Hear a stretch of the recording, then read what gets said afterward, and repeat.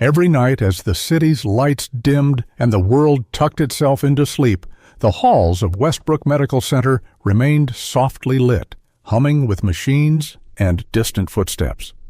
On the second floor, in the quieter wing of the hospital, Claire moved like a whisper, not rushed, not sluggish, just steady. Always the same path. Medication cart, vitals, light check-ins. And then one final round. Her round. Claire was the youngest nurse on the night shift and perhaps the quietest. She wasn't the one cracking jokes in the break room or getting flowers from grateful families. She didn't speak much unless spoken to.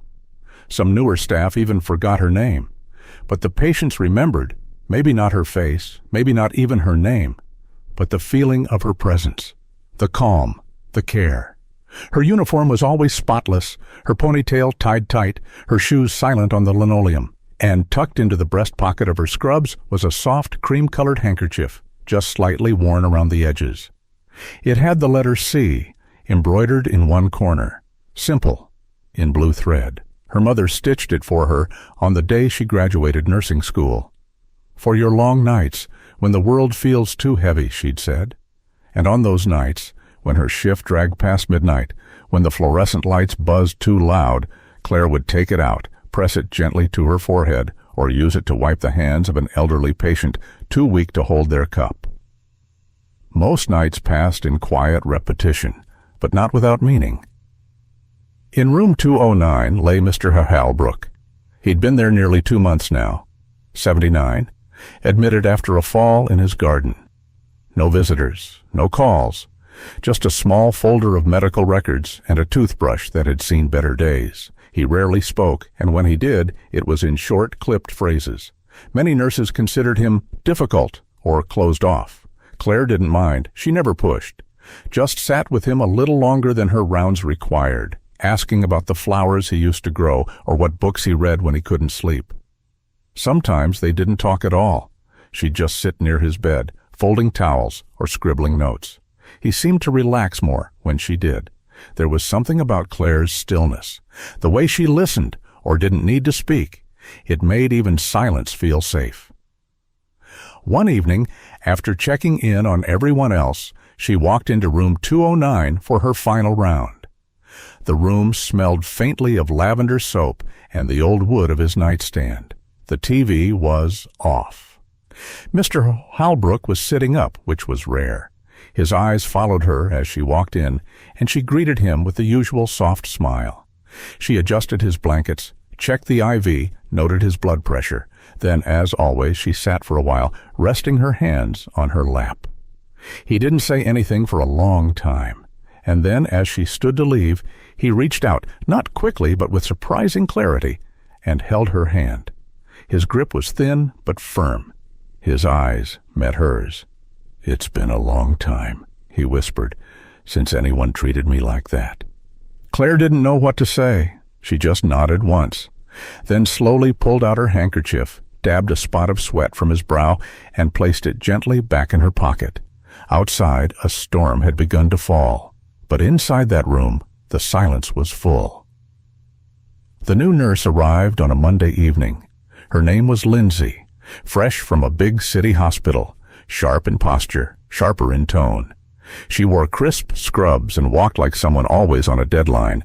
On her first night, she watched everything and everyone. No smile, no small talk. Claire didn't think much of it. She was used to people coming and going. Some stayed, some didn't. She kept her usual pace, methodical, unhurried. Room 209 was still her last stop. By Wednesday, Lindsay had already found her rhythm and begun pointing out where others could improve theirs. During handover, she remarked, "Some of us spend too much time chatting in patient rooms. We're not paid to be company. We're here to treat." Claire didn't look up from her notes. That evening, as Claire slipped into room 209 after finishing her rounds, she noticed Lindsay standing by the supply closet, arms crossed. Claire offered a polite nod. Lindsay didn't return it. The next day, during the team huddle, the shift leader, Margaret, pulled Claire aside. "I need to speak with you," she said, not unkindly, but with the tone of someone already tired. They stepped into the break room. Margaret closed the door. "There's been some concerns raised," she began. "That you've been deviating from scheduled tasks, spending unscheduled time in patient rooms." Claire's fingers curled slightly at her side. She didn't speak. Margaret continued, "Lindsay mentioned you've been staying too long in 209, that sometimes you go off chart. I know your heart's in the right place, Claire, but we have protocols." Claire didn't explain. Didn't say that Mr. Halbrook rarely slept unless someone sat nearby, or that sometimes he clutched at the bedsheets like a drowning man reaching for shore. She just nodded once and murmured, "I understand." Margaret sighed. "Please, just stick to the checklist. We can't afford any flags in the audit." That night, Claire finished her rounds faster than usual. She skipped her tea break. She avoided eye contact with Lindsay, but when the clock hit 3:11 a.m., she still walked into room 209. Mr. Halbrook was dozing. The light above him flickered softly. She pulled the chair closer and sat. Didn't speak. Didn't touch anything. Just sat. At one point, his eyes fluttered open. "You came back." She smiled faintly. Just for a bit. He looked tired, paler than usual. His breathing was thinner but steady. Before leaving, she reached into her pocket, paused, and placed something small and folded beneath his hand. Quietly, without a word. Then she smoothed the blanket over his chest and left the handkerchief there, tucked under his hand. She didn't stay long after that. The next morning the bed was empty, no code blue, no rush of feet. Just a quiet note passed between the day staff. Mr. Halbrook had passed in his sleep. Time of death, 4:12 a.m. There were no emergency contacts on file, no family names. No one came. Later, Claire stood in the doorway of room 209. The window was open slightly, letting in the early light. The bed had been stripped. The bedside table was cleared. A single pillow still bore the faint indent of a head. She stood in the doorway for a long moment, unsure if she was allowed to step inside again. The air felt thinner now, quieter. She walked in, grabbed a cloth, and began wiping down the rails. Not with urgency, just with care. Behind her, Lindsay passed by. Didn't stop. Didn't look in. By noon, the room was reassigned. Claire said nothing. Not to Margaret, not to Lindsay, not to anyone. But she did go to the shift board during break and quietly moved her name from 8 p.m. to the 10 p.m. slot. No one questioned it. On Thursday, a visiting doctor gave a talk to the nursing staff. He was from a university hospital, tall, precise, with the clipped tone of someone used to being listened to. He talked about efficiency, about streamlining care. Then he paused, looked over the room, and said, "We are here to treat illness, not loneliness," the visiting doctor said, his tone clipped. "Focus on outcomes, not attachments." Claire didn't blink. She just folded her hands in her lap. That evening, as her shift began, she walked past room 209. The nameplate had been changed. New patient, new story. Claire didn't stop.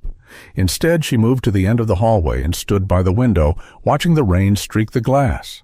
Her reflection was faint, just a suggestion of a figure in blue framed in shadows. She felt the weight in her pocket, light, empty. The handkerchief was gone. Later that night, she took her break in the staff lounge. It was quiet. Someone had left a half-finished crossword on the table. The vending machine buzzed. Claire sat by herself. She didn't eat, just held a paper cup of lukewarm tea and watched the steam disappear. The others came and went. Lindsay glanced in but didn't stop. By 4 a.m., the halls were silent again. Claire walked past the supply room, past the nurse's station, past the vending machines still humming in their tired glow. In her pocket there was nothing. No embroidered C, no soft fold to press against her temple, only her hand, resting lightly where it used to be. At 4:15 a.m., she stepped into the stairwell and sat down on the third step. She leaned against the wall, closed her eyes. She didn't cry. She just breathed, slow and quiet, like someone trying to remember the shape of stillness. Outside, the wind tapped the glass once. She opened her eyes and looked down at her fingers. They were clean. Too clean, like room 209. As if no one had ever lived there at all. The hospital was colder that night, not because of the weather, though winter had begun creeping in, but in the way people moved, quicker, stiffer, eyes forward. Claire clocked in without a word, nodded politely to the nurse at the station, and made her way down the corridor. Halfway through her rounds, she noticed a small woman standing near the elevators. Her coat was buttoned wrong, one shoe untied. The woman clutched a folded piece of paper and kept turning it over as if the answer might change. Claire slowed. "Ma'am," she said gently. The woman turned. Her eyes were cloudy, mouth trembling slightly. "I can't find my husband. They moved him. Or maybe I'm on the wrong floor." Claire glanced down at the paper. Room 4016B. She was on the second floor. Without a second thought, Claire extended her arm. "Come on, let's find him." For the next 30 minutes, they wandered. Elevators, hallways. Twice they had to stop so the woman could rest. Claire stayed beside her, ignoring the beep of unanswered calls from her pager. When the old woman apologized, Claire just smiled. "It's a big place," she said, "easy to get turned around." They finally found the room. Her husband was asleep, tubes running from his arms, a heart monitor blinking. The woman pressed her hand to the glass, then turned to Claire with tears brimming. "You didn't have to." Claire only nodded once. "I'll let you have your time." On her way back, the ward supervisor stopped her. "Where were you?" she asked, tapping her clipboard.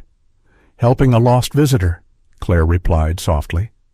"You left your floor unattended." Claire looked at her.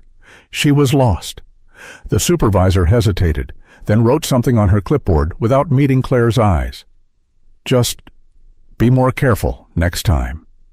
Claire nodded again, then walked away. No one mentioned it again. The woman never returned. The moment dissolved like steam from a kettle. There, then gone.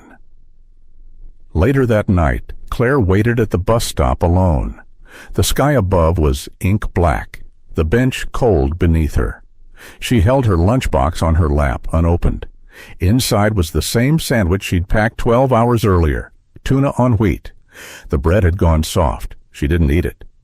The bus arrived, creaking to a halt. She climbed aboard, dropped into a seat by the window. The city passed in fragments, liquor store lights, a man walking his dog, a boy dragging a backpack too big for him. When the bus stopped near her apartment, Claire stepped off and paused under the streetlight. She looked down at her shoes. One lace had come undone, and bent to tie it, fingers stiff from the cold. Then, in the stillness, she reached into her pocket, out of habit. But there was nothing there now. She knew that. Still, her hand lingered there for a moment, where the handkerchief used to be, just long enough to remember the softness, and then she walked on. It started with a voice over the intercom.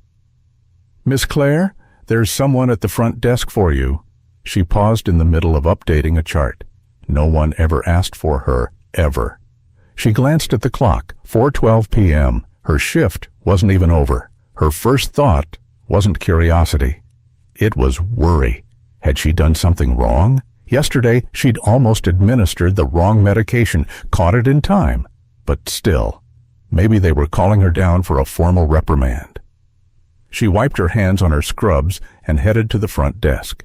Rain tapped against the long windows along the corridor. Slow and steady. At reception, the clerk pointed toward the entrance. "They said they're here to pick you up." Claire's brows knit. "Who?" The clerk shrugged. "Didn't say." Through the glass doors, a black car idled, sleek, polished, completely out of place next to the rusted sedans and delivery vans, not just a car. A limousine. Claire hesitated. Then the driver stepped out, middle-aged, clean-cut, holding a sealed envelope in a white-gloved hand. He walked up to the sliding doors and stopped just inside. "Miss Claire?" he asked, voice smooth but neutral. "Yes." He handed her the envelope with a small bow. "You've been asked to come. There's something waiting for you." Claire stared at the envelope. No return address, just her name written in clean, slanted ink. She glanced back at the nurse's station. Lindsay was watching, Margaret too, but no one said anything. Claire stepped forward. "Just give me a minute." She changed quickly, pulled on a jacket, stuffed her damp lunch container into her bag, and followed the driver out into the rain. The limo door opened with a soft hiss, and she stepped inside. No one else was there. No introductions. No explanations. She sank into the seat as the car pulled away from the curb. Outside, the world blurred in streaks of gray. Raindrops traced lazy paths down the tinted windows. Claire clutched the envelope in her lap, but didn't open it. The ride took longer than she expected, 20, maybe 30 minutes. The streets grew quieter, trees lining the road, neighborhoods thinning. They turned down a long, narrow path covered in wet leaves. At the end stood a small villa. White, tiled roof, moss growing along the sides. The kind of house forgotten by time, quiet, too quiet, like someone had been expecting her for a very long time. The driver opened her door. "This is the place." Claire stepped out, clutching her bag to her chest. The rain had stopped. Everything smelled of wet stone and bark. Before she could knock, the front door opened. A man stood there, mid-50s maybe, gray at the temples, dressed simply but neatly. His expression was calm, kind even. He didn't ask who she was, didn't seem surprised to see her. "Please," he said, "come in." She followed him inside. The house smelled faintly of cedar, no signs of clutter, no photos, just quiet furniture, a lamp, and the ticking of a clock somewhere deep in the hallway. He gestured to a chair near the window. "Would you like tea?" Claire shook her head. He sat across from her, hands folded on his lap. Then, after a pause, he said, "Someone wanted you to know something." Claire looked at him. "Who?" The man didn't answer right away. He stood, walked to a small cabinet in the corner, and returned with a wooden box. Simple, polished, with no lock. He placed it on the table between them and opened it. Inside was a single object, a folded cream-colored handkerchief embroidered with a single blue letter. The letter, see Claire's lips parted, but no words came. Her eyes dropped to the cloth. She had convinced herself it was gone for good. So how had it come back? Washed, folded, untouched? The stitching was still slightly frayed at the corners. It was hers. She hadn't seen it since... She looked up sharply, heart tapping against her ribs. But the man didn't explain. He only said gently, "It's time you knew why." Claire opened her mouth, then stopped. A question balanced on the edge of her tongue, unsure if it should fall. Outside, the rain began again, soft, like breath against glass. The room was quiet, as if the walls themselves were holding their breath. Claire stared at the handkerchief. Her fingers trembled slightly as she reached toward it, then stopped. The man across from her didn't rush her. He let the silence sit. Finally, she asked, barely above a whisper, "Where did you get this?" The man looked down at his hands, then back up at her. "It was with my father, on the night he passed." Claire swallowed. "I'm his son," the man continued. "My name's Daniel Halbrook." She blinked. The name sat there, somewhere between familiar and foreign. She hadn't known Mr. Halbrook had a son. He'd never mentioned anyone. Daniel went on. "We hadn't spoken in 10 years. We ended badly. Stubborn pride on both sides. I only came to the hospital that night because, I don't know, something told me I should." He leaned forward, voice steadier now. "I was too late. I didn't make it to his bedside before he passed, but when I arrived I saw you, through the small glass pane in the door.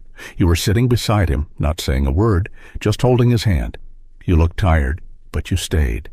Claire's throat tightened. She remembered that night, remembered the feeling of his frail fingers wrapped around hers, the way the room had felt warmer somehow, even with the machines beeping. Daniel gestured to the handkerchief. "You left that with him.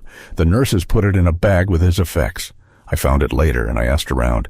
No one knew much about you, but his chart had your name on the night shift logs." Claire said nothing. A part of her wanted to look away, to deny that a moment so small had left this kind of trace. He wrote a letter that night, Daniel said. A short one, scrawled, shaky, barely legible. But the message was clear. He reached for a small envelope tucked beside the box. Inside was a single sheet, folded 3 times. Claire didn't touch it. Daniel spoke again, softer now. He said he didn't expect to die that night. But if he did, he wanted me to carry out a final wish. Not to pass on anything grand, just to thank the person who made him feel human again. He slid a manila folder across the table. So I did what he asked. Claire opened it slowly. Inside were official papers. A full nursing scholarship, tuition, books, fees, a stipend included for living costs. The signature at the bottom was Daniel's. I know you already work in the field, he said, but this is for whatever you need next. Further certification, graduate studies, or even just a break to breathe. Claire stared at the papers. The words didn't quite land all at once. Daniel sat back, his voice calm. The car today wasn't meant to impress you, just to take you a little farther than you've gone. So you'd remember, kindness doesn't get lost. It finds a way. Her eyes stung, but she didn't let them fall. Instead, she looked back down at the handkerchief. I thought it was gone, she said quietly. Didn't even think I'd left it. You did, Daniel replied. He was holding it. Outside, the wind pressed softly against the window. The rain had eased to a drizzle, almost like a hush over the earth. Claire folded the paper and placed it back in the envelope. She didn't ask for more, didn't ask why Daniel had done so much for someone his father barely knew. He seemed to understand that. As she stood, she glanced once more at the box on the table, then at Daniel. I didn't think it mattered, she said. Daniel nodded. It mattered more than you know. She didn't know what to say to that, so she nodded, just once, and headed to the door. But before she left, she turned back. Her voice was small. Thank you. Daniel's answer was simple. It wasn't me. She stepped outside into the quiet evening, the air clean with the smell of wet leaves. And in her coat pocket, where she'd once reached and found nothing, something waited for her again. Claire didn't tell anyone what had happened. Not the nurses at the station, not the supervisor, not even the elderly woman who always shared the late-night coffee pot in the lounge. She simply returned to the hospital 3 days later, clocked in, tied her hair back, and went about her rounds as usual. But something was different, not louder, just quieter in a better way. Her steps seemed more certain, her hands steadier. The sadness didn't leave, but it softened, tucked into the folds of something warmer. She didn't touch it, but somehow its presence softened the edges of everything else. No one asked, and she didn't offer. That felt right. Far away, back at the small villa, Daniel returned to the room where they'd spoken. He stood for a long while by the window before opening the drawer and folding the old letter back into its envelope. On the front, in his father's uneven handwriting, were the words, "To the person who made me die like a human being." He placed it gently inside, then closed the drawer with both hands, not in grief, just in quiet understanding. Some things don't need a crowd. There are kind deeds that no one needs to see, but they still touch the hearts of those who need them. If you've ever met someone like that, or you've quietly done something kind yourself, leave a heart below.